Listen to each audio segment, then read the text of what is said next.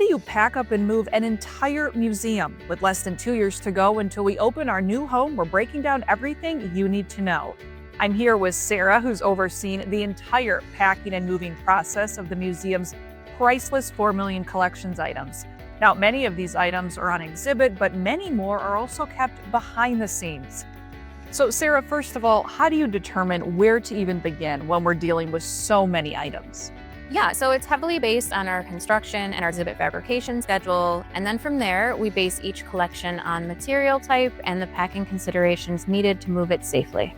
You and your team began packing in the beginning of 2024. Give us an update on how things are going and what you've packed so far. Things are going really well. We have a dedicated collections move team of over 20 individuals, and so far they've packed just under 500,000 objects. And so those are ready and waiting to be moved to their new home. But even more importantly, we have focused our effort this past year on the first step in a collections move, which is developing inventory and tracking data. Most of the collections by now have been put through this first step, which means they're ready and waiting for packing whenever we are.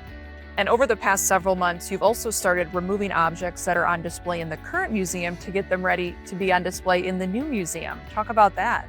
This is a really important step in any collections move process, especially when you are staging objects for future display. It's important to remember that many of our objects have been on display for over 50 years, which means they're going to need conservation cleaning before they can go back on exhibit. So deinstalling now allows us plenty of time to create an individualized conservation plan for each object. And some objects are as simple as removing the prongs and then pull the object out, but other things like our Kiribati warrior were installed into the case before the glass was put on. So in this instance, we'll have to remove the exhibit glass before we're able to remove our Kiribati warrior.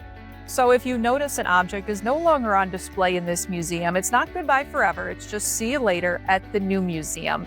And Sarah and her team will continue to pack collections items over the next couple of years, but there will still be plenty of objects and exhibits to see at MPM when you visit through the remainder of this year and in most of 2026. We'll be sure to keep you updated and share behind-the-scenes views into this complex and captivating packing process.